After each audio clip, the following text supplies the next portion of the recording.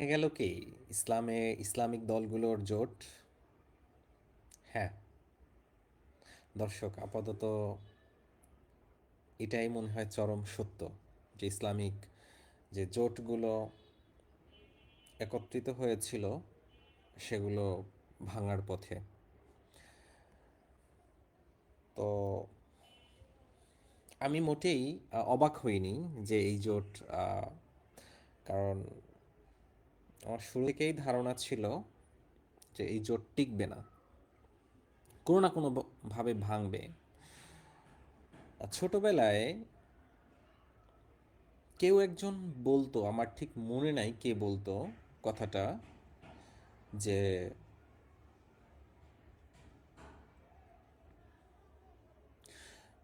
10টা কুকুর এক প্লেটের খাবার ভাগ করে খেতে পারে।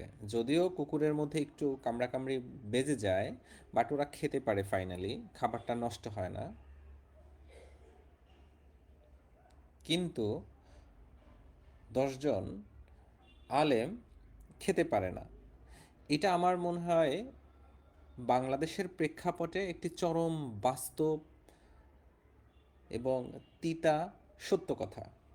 কথাটা তিতা এবং কথাটা একটু আঘাত লাগে, বাট এটা কিন্তু সত্য। মানে আমার জীবনে আমি এখন পর্যন্ত কোথাও দেখিনি যে তারা আসলেই কোনো একটা গুরুত্বপূর্ণ বিষয় নিয়ে কখনো একমত হতে পেরেছেন। বরং তাদের মধ্যে যুগ যুগ ধরে ছোট ছোট বিষয় নিয়েও আমি দেখেছি মতপার্থক্য, দ্বন্দ্ব, হিংসা, বিদ্বেষ এগুলো ব্যাপক। এবং এমনও দেখেছি যে বাইতুল মোকাররমের দুই গেটে, উত্তর গেট এবং দক্ষিণ গেট, দুই গেটের দুই সাইডে বসে দুই গ্রুপ আন্দোলন করছে যে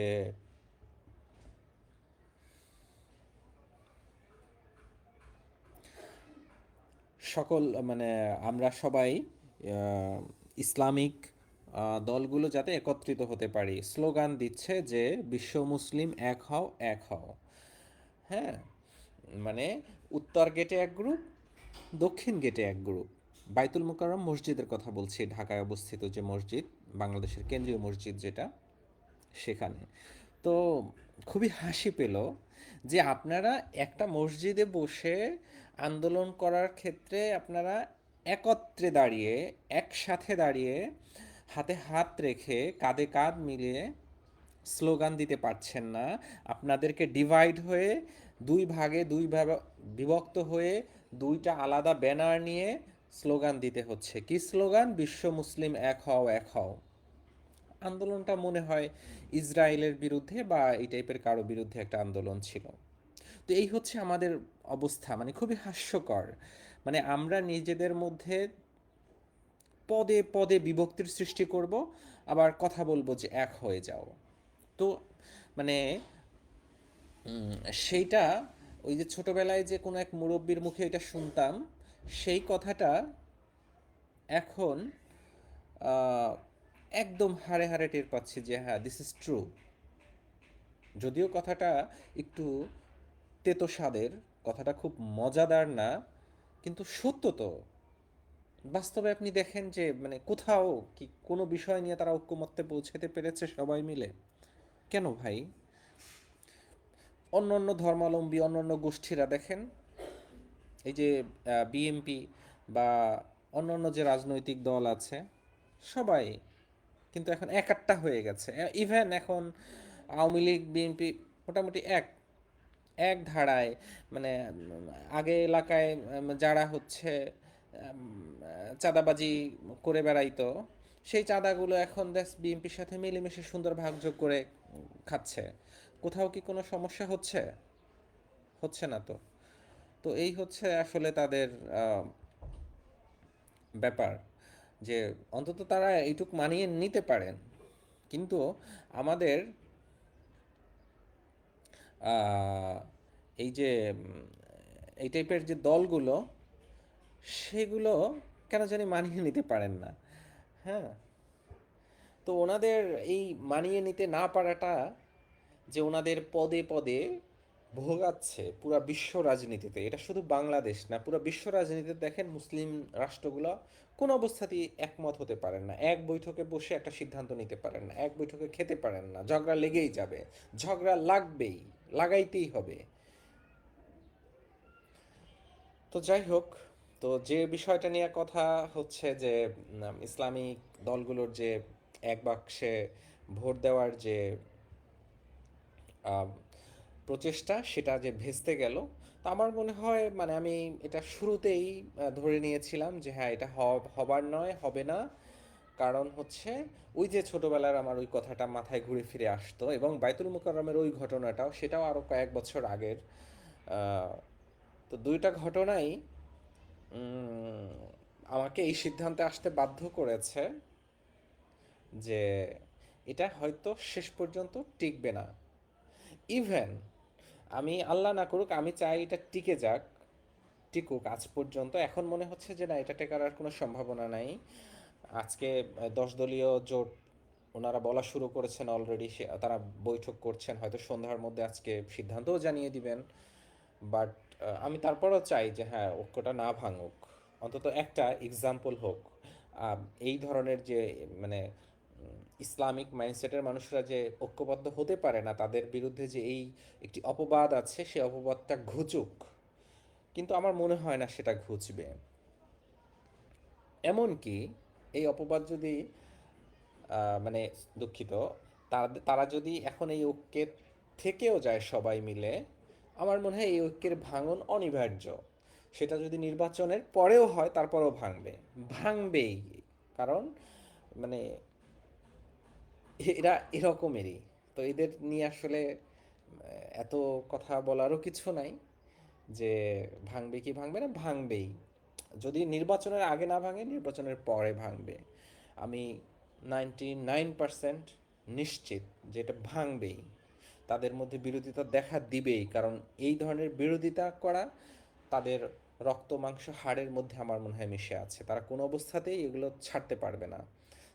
ছাড়তে হলে তাদের যে আমূল একটা পরিবর্তন দরকার, বিশেষ করে মাইন্ডসেটে, সেই পরিবর্তনটা আমার মনে হয় তারা কখনোই আনতে পারবে না, বা সেই আনার যে প্রয়োজন, তাদের মনস্তত্ত্বে যে একটা পরিবর্তন প্রয়োজন, এই উপলব্ধিটা তারা কখনোই আমার মনে হয় ফিল করবে না, অনুভব করবে না। তো এইখানে মানে এই জোট ভাঙার ক্ষেত্রে আহ, আমার কাছে যেটা মনে হচ্ছে যে এখানে চরমোনাই আহ, একটা ভূমিকা পালন করছেন, যে তারা অনেকগুলো আসন চাচ্ছেন। 100টার 140টা, দুঃখিত, 140 আসন হচ্ছে তারা এ গ্রেডের মনে করছেন। মানে আমি আমি আসলে কোনো দলের হয়ে কথা বলতে চাচ্ছি না, বাট হ্যাঁ, যৌক্তিক এবং সত্য কথা বললে একজনের পক্ষে হয়তো চলে যেতে পারে সেই কথাটা। বাট মানে আমার কোনো দল নেই, আমার আহ, কোনো দলে কোনো পদও নেই, কিচ্ছু নেই। একদম সাধারণ একজন মানুষ আমি।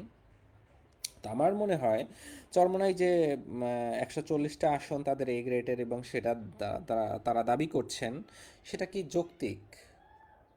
আচ্ছা, 140 আসন তাদের এ গ্রেডের, এটা তারা কোথায় পেল? মানে এটা কি ধর্মের মতো একটা ব্যাপার যে আপনার মনে হয়েছে তাই এটা সত্য? মানে ধর্মের মতো আপনি চালিয়ে দিলেন, মুখে যা আসলো একটা বললেন আর লোকজন বিশ্বাস করে নিল? আপনারা এর আগে এই বাংলাদেশের আজকে 55 বছর, এই 55 বছরে আপনারা কোন নির্বাচনে কত পার্সেন্ট ভোট পেয়েছেন? আপনারা এই পর্যন্ত কয়টা এমপি হয়েছে আপনাদের দল থেকে? কয়টা উপজেলা চেয়ারম্যান আছে আপনাদের? কয়টা ইউনিয়ন পরিষদের চেয়ারম্যান আছে? বাস্তব দুনিয়ার বিষয়গুলো কথা বলতে হলে সেগুলোর ডেটা বা তথ্য নিয়ে কথা বলতে হবে। এটা আবেগীয় কোনো বিষয় না, বায়বীয় বিষয় না, বা ধর্মীয় বিষয় না যে আপনি দাবি করলেন আর আপনার মুরিদরা মেনে নিল। সেটা ধর্মের ব্যাপার হলে ভিন্ন কথা। কিন্তু এই বাস্তব জীবনের রাজনীতি, রাষ্ট্র পরিচালনার কথাগুলো আপনাকে ডেটা দিতে হবে, যে আমি 140টা আসনে এ গ্রেডের, আমার পারফরমেন্স, তার ভিত্তি কী? মানে আপনি দাবি করলে তো হবে না। আমি যদি দাবি করি পুরা বাংলাদেশের সকল জমি আমার, হবে? দাবি করে বসলে হবে? বা বাংলাদেশের অর্ধেক জমি আমার, এটা যদি আমি দাবি করি, দাবি করলে হবে? এই দাবির পেছনে তো কারণ লাগবে যে হ্যাঁ আমার, আমার এই যে দলিল আছে, এই জমিতে আমার বাড়ি ছিল, আমার গাড়ি ছিল, এর আগে আমি চাষ করতাম এই জমিতে, একটা কারণ তো দেখাইতে হবে। মানে স্বপ্ন দেখে ঘুম থেকে উঠে বললাম 140টা আমার, আমি এই গ্রেডের, মানে হাউ ফানি। মানে মশকরা বিভিন্নভাবে করেন, ধর্মের নামে হাবিজাবি বিভিন্ন কিছুর নামে, তো এগুলা একদল লোক আছে মূর্খ, তারা এগুলো নিয়ে নাচানাচি করেন। কিন্তু বাস্তব দুনিয়ায় তো সব কিছু এইভাবে দাবি করলে হয়ে যায় না। আবার সবাই তো আপনার মুরিদ না। তো আপনার যেহেতু হিস্টোরিক্যালি কোনো ট্র্যাক রেকর্ড নেই, তাহলে আপনি কিসের ভিত্তিতে এরকম একটা দাবি নিয়ে আছেন? এটা খুব জানতে ইচ্ছে করে যে কিসের ভিত্তিতে আছেন। তো যদি আপনারা এই ধরনের অবান্তর চিন্তা ভাবনা, এটা পুরাই গাঁজাখড়ি একটা চিন্তা ভাবনা, মানে এর কোনো ভিত্তি নাই। 140 আসন কেন, এটা তো শুধুমাত্র আমার কাছে মনে হয় যে শুধুমাত্র ঐক্যের স্বার্থে, যে আমরা সবাই এক, এইটা দেখানোর জন্য আপনাদেরকে এখন 40 45 যেটাই অফার করা হয়েছে। কিন্তু আমার বিবেচনায় ইসলামিক আন্দোলন বা চরমনাইয়ের যে রাজনৈতিক দল, তাদের এককভাবে একটা আসন জিতে আসার সম্ভাবনা আমি দেখি না। একটা আসন, একটা, 40 45 100 140 তো অনেক পরের বিষয়। একটা আসন কি তারা জিতে আসার তাদের রাজনৈতিক দূরদর্শিতা, সক্ষমতা, কোনো কিছু কি আছে? তাদের ওই ধরনের কর্মী আছে? ইসলামিক একটা জলসা করেন, একটা মাহফিল করেন, সেখানে লোক হয়, সেই লোক দিয়ে আপনি ইলেকশনের মাঠের নির্বাচনকে করতে পারবেন? আমরা ইতিপূর্বের যদি এই ধরনের ইসলামিক ব্যক্তিত্বদের ইলেকশনের ডেটা দেখি, খুবই ভয়াবহ। তারা ভাবছে যে আমার তো, আমি মাহফিলে বয়ান করলে 2 লাখ লোক হয়ে যায়, ভোটের সময় ভোটে দাঁড়ালে সে 2000 ভোট পায়। এটা হচ্ছে বাস্তবতা, এটা হচ্ছে বাস্তবতা, এটা কোনো গল্প না। তো সেই বাস্তবতায় দাঁড়িয়ে আপনি মানে এইসব দাবি করছেন, সেখানে আবার, আর আমার মনে হয় তাদের মধ্যে, মানে প্রথম কথা হচ্ছে অশিক্ষা তো আছেই। অশিক্ষা, স্বল্প শিক্ষা বা সামান্যতম শিক্ষা, এগুলা এগুলার কারণে তারা ভবিষ্যতের রাজনীতিতে এবং বর্তমান রাজনীতিতেও ভোগাবে অনেক। আর আমার মনে হয় আহ, এই জোট এখন যদি টিকেও যায়, বাট নির্বাচনের পরে এই জোট নিয়ে অন্যান্য এই জোটের যারা সঙ্গী আছেন, এনসিপি, জামায়াত ইসলাম এবং অন্যান্য ইসলামিক দল, তারা বেকায়দায় পড়বেন। কারণ হচ্ছে এই যে বাগড়া দেওয়ার, এই যে অযৌক্তিক কাল্পনিক, হ্যাঁ, তথ্য ছাড়া নিজের মন গড়া একটা স্টেটমেন্ট দিয়ে দেওয়া যে আমি 140টা আসনে আমার এ গ্রেডের A+ ক্যাটাগরিতে পড়ে, কিসের ভিত্তিতে ভাই? এই ধরনের আবেদন বা এই ধরনের বাগড়ামি তাদের চলবে, এবং সেটা হয়তো তারা ভবিষ্যতে বলবে যে আমাকে প্রধানমন্ত্রী দিতে হবে, রাষ্ট্রের এই এই এই জায়গায় আমার লোক দিতে হবে। কিন্তু আসলে তার দলে তো, মানে সত্যি কথা বলতে, মানে এমপি হওয়ার মতো লোক কজন আছে, যাদের এমপি হওয়ার ক্যাপাবিলিটিস আছে, মন্ত্রী হওয়ার মতো ক্যাপাবিলিটিস আছে? এডুকেশন বলেন, বাস্তবিক নলেজ বলেন, বা হচ্ছে সেক্টর ভিত্তিক যে নলেজ আছে, সেগুলো কজনের আছে? তাদের নেতাকর্মীরা শুদ্ধ করে বাংলা বলতে পারেন না। মানে আহ, মানে এরকম একটা দল, যারা হচ্ছে মানে যাদের নেতৃত্ব স্থানীয় যারা কথা বলেন, তাদের কথা শুনলে মানুষ হাসেন। আমি তাদেরকে ছোট করছি না, বাট তাদের এই জিনিসগুলো ঠিক করা উচিত। আমি চাই ইসলামিক, তারাও একটা ইসলামিক দল, তারাও এইসব দক্ষতাগুলো অর্জন করুক, নেতৃত্ব দেওয়ার গুণাবলীগুলো তাদের মধ্যে আসুক, তারা নেতৃত্ব দিক। কিন্তু আপনি যোগ্যতাবিহীনভাবে নেতৃত্বের দাবি করবেন, এটা শুধুমাত্র লোক হাসাইতে পারবেন, শুধুমাত্র লোক হাসাইতে পারবেন, আর কিচ্ছু হবে না ফলাফল।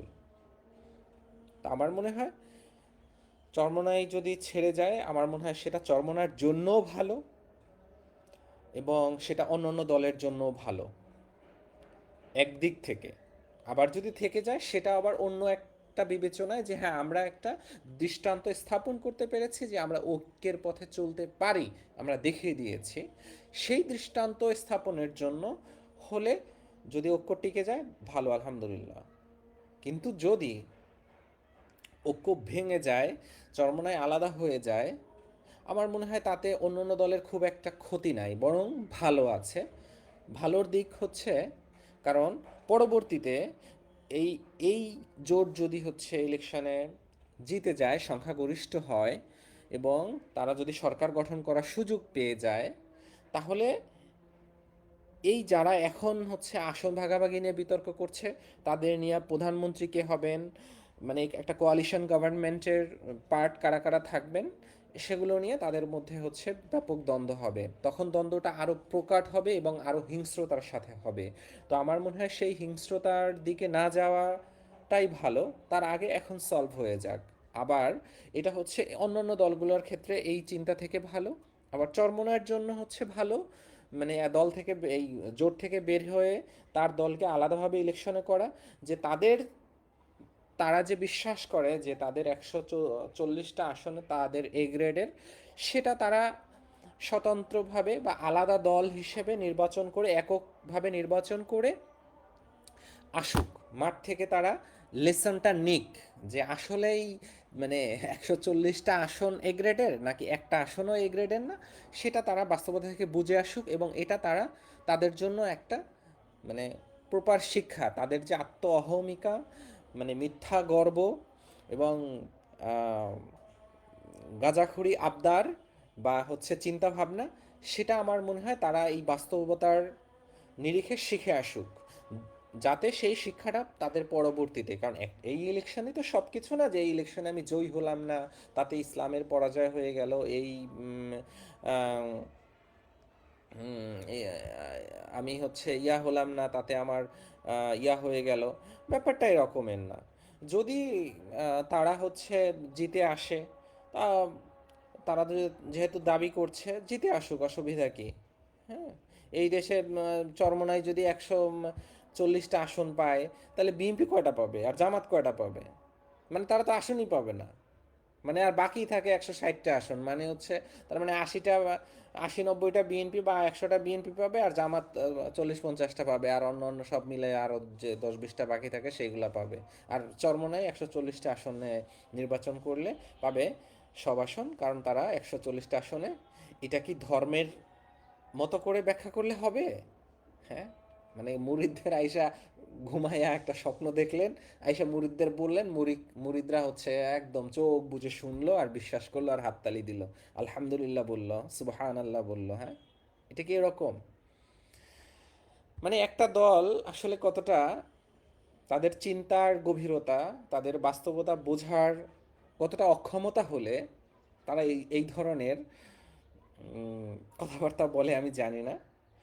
তো আমারও অনেক বন্ধু বান্ধব আছেন যারা হচ্ছেন এই ইসলামিক আন্দোলন এর সাথে জড়িত, তাদেরকেও আমি ব্যক্তিগতভাবে বলেছি যে বিষয়টা কিন্তু আনরিয়েলিস্টিক, একদম অবাস্তব, একদম গাঁজাখড়ি একটা ব্যাপার। ইসলামী আন্দোলন এমন কোনো দল না যার একটা আসন জিতে আসার ক্যাপাবিলিটি আছে, এমন কোনো দল না তার রাজনীতিতে কোনো স্টেক আছে, এমন কোনো দল না তিনি বাংলাদেশের কোনো গুরুত্বপূর্ণ আন্দোলনে নেতৃত্ব দিয়েছেন বা তার নেতৃত্বে কোনো বাংলাদেশে কোনো গুরুত্বপূর্ণ আন্দোলন হয়েছে।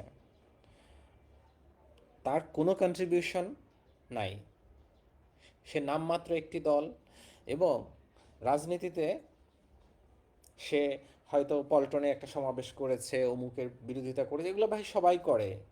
এগুলার ইম্প্যাক্ট কি? প্রভাব ফেলতে পেরেছেন কোথাও? কোথাও প্রভাবকের ভূমিকা ফেলেছেন? ফেলেননি। বিগত 16 বছর অনেকেই আন্দোলন করেছে, অনেকেই অনেক হরতাল দেখেছি, রাজপথে দেখেছি অনেক হরতাল।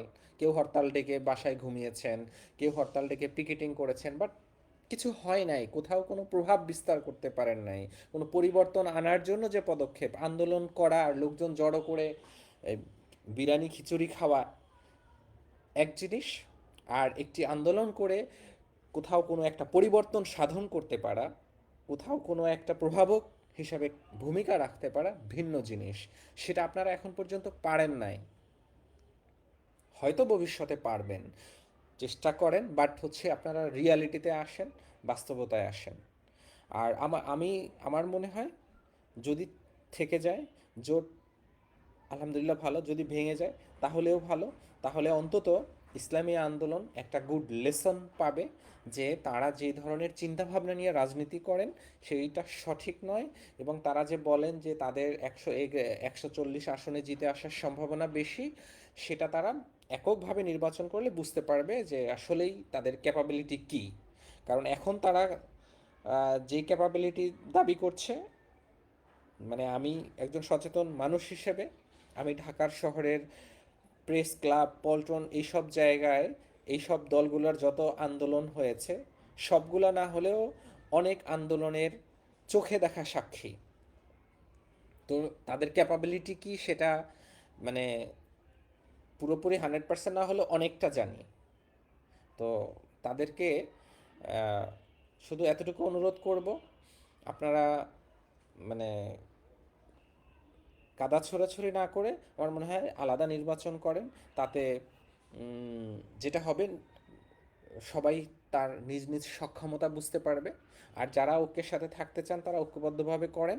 এবং ইলেকশনের পরে একটা কোয়ালিশন গভর্নমেন্ট যদি গঠন হয় সেক্ষেত্রে হ্যাঁ, আপনি যদি চরমোনাই যদি 5টা আসন পায়, একটা আসন পায়, তাহলে সে যদি এই ইসলামিক দলগুলোর সাথে এসে কোয়ালিশন গভর্নমেন্টে জয়েন করতে চায় করবে। ওই খিলাফত মজলিস বা আরও যেসব দল আছে তারাও যদি চায় যে এনসিপি, জামাত বা এখানে যারা একটু বেশি আসন পাবে তাদের সাথে একটা কোয়ালিশন গভর্নমেন্ট করতে চান, তো তাহলে তারা হচ্ছে সেই কোয়ালিশন গভর্নমেন্টে জয়েন করবেন। কিন্তু ইলেকশনটা আলাদা করেন, যেহেতু আপনাদের আম, বুলি আওড়ানো অনেক বেশি, আপনাদের ক্যাপাসিটি অনেক বেশি, আলাদাই করা উচিত। আর যদি আলাদা না হয় সেক্ষেত্রে আমার মনে হয় যাদের রাজনীতিতে স্টেক বেশি, কন্ট্রিবিউশন বেশি, তারা বিপদে পড়বে। বিশেষ করে সংসদ যে গঠন হবে, সেই সংসদের যে একটি নিম্নকক্ষ এবং উচ্চকক্ষ থাকবে, এটা তো নিম্নকক্ষের জন্য হচ্ছে ইলেকশন হচ্ছে, উচ্চকক্ষ হবে হচ্ছে প্রপোর্শনাল রিপ্রেজেন্টেটিভ এই মেথডে, অর্থাৎ পিআর পদ্ধতি নামে যেটা আমরা ব্যাপকভাবে শুনেছি।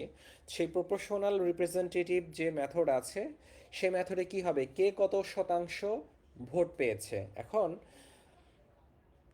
এই যে ছোট ছোট দলগুলো যাদের রাজনীতিতে কোনো স্টেক নাই, একটা আসনে তারা জিতে আসবে না, কিন্তু তারাও দেখা যাবে যে সংসদের উচ্চ কক্ষে অনেকগুলো সিট পেয়ে যাবে। কারণ হচ্ছে এই যে জোট করার কারণে দেখা যাবে যে ফর এক্সাম্পল ধরেন আমার একটা দল আছে, সেই দলের নাম হচ্ছে এবিসি পার্টি। ওকে, এবিসি পার্টি, এখন সেই এবিসি পার্টি যদি এখন বিএনপির সাথে যোগ দেয় বা জামাতের সাথে যোগ দেয়, তাহলে আমাকে যদি ধরেন এবিসি পার্টি কেউ চিনেই না, একটা ভোটও কেউ পাবে না। কিন্তু আমি যদি হচ্ছে এখন জামাতের সাথে বা বিএনপির সাথে যোগ দিয়ে তারা যদি আমাকে 5টা আসন দেয়, এবং সেখানে যদি আমি বিএনপির ব্যানারে বা আমি যদি জামাতের দলে যাই, তাদের ব্যানারে ইলেকশন করে আসি, তাহলে কিন্তু আমি অনেকগুলো ভোট পাবো। যেখানে আমার হয়তো 2-4টা ভোট পাওয়ার কথা, সেখানে হয়তো আমি অনেকগুলো ভোট পাবো, ভাগ্য ভালো হলে হয়তো 2টা সিটও পেয়ে যেতে পারে। তো দেখা গেল হয়তো আমি টোটাল ভোটের হয়তো 1% পেয়ে গেলাম। তো আমাকে উচ্চকক্ষে কিন্তু আমার দল থেকে উচ্চকক্ষে একটা আসন, মানে উচ্চকক্ষে যেহেতু হচ্ছে মানে 100 সদস্য বিশিষ্ট হওয়ার কথা হয়েছে, সে 100 সদস্য বিশিষ্ট হলে আমি যেহেতু 1% ভোট পেয়েছি ওই 5টা আসনে, তাহলে আমাকে একটা সিট দিতে হবে। মানে সংসদের উচ্চ কক্ষে যেখানে মোট সদস্য সংখ্যা 100 জন, তার মধ্যে আমার একজন, যেখানে আমাকে কেউ চিনেই না, তাহলে আমি এই যে একটা সিট পেয়ে গেলাম কিসের জোরে, এই যে অন্যদের নাম বেচে, মানে অন্যের মাথায় মাথায় কাঁঠাল ভেঙে খাওয়ার মতো। তো চরমোনাই হয়তো আমার মনে হয় সেই সুযোগটাই নিতে চাচ্ছে যে 40-45টা হলে যেহেতু জামাত বা এই জোটের অবস্থায় মোটামুটি ভালো, সে আসন না পেলেও আহ, বা হচ্ছে এককভাবে কোনো সিট না পেলেও সে সংসদের উচ্চকক্ষে 1-2টা সিট পেয়ে যাবে। কারণ হচ্ছে 40-50টা আসনে জামাত এবং এনসিপি সহ এই জোটের যে ভোটগুলো আছে সেগুলো তো তার মার্কাই যাবে। সে যে হাত পাখায় দাঁড়াবে সে তার মার্কায় যাবে, এবং সেখানে তার এটা একটা অ্যাডভান্টেজ হবে। তো এই জন্য হচ্ছে সে যা মানে অনেক বড় স্বপ্ন দেখছে। কারণ যেই দলের প্রধান কখনো একটা ইউনিয়ন পরিষদের চেয়ারম্যান পর্যন্ত হন নাই, কোনো একটা মানে বড় আন্দোলন করে সফল হন নাই, তার কোনো ইতিহাস নাই 55 বছরে, সেই ধরনের একটা দল এখন মানে যদি মানে কোনো ধরনের হিস্ট্রি ছাড়া, কোনো ধরনের অতীত ইতিহাস এবং দক্ষতা ছাড়াই এই ধরনের একটা সুযোগ পায়, তাহলে কে হাতছাড়া করবে? এই জন্য সে চাপাচাপি করছেন। আমার মনে হয় তাকে এমনি ছেড়ে দেওয়া উচিত। ঠিক আছে ভাই, একটাও দেওয়ার দরকার নেই, আপনি আপনার মতো ইলেকশন করেন, আমরা আমার মতো ইলেকশন করি। এরপরে ইলেকশনের পরে এখন ঠিক আছে, আমি তাদেরকে ওইভাবে ছেড়ে দিতে বলছি না, কিন্তু ইলেকশনের পরে আপনারা কোয়ালিশন গভর্নমেন্ট করেন, যে চরমনায় আপনারা 2টা আসন পেয়েছেন, ওকে, আপনারা আসেন আমাদের সাথে, আমরা একসাথে জোট করি।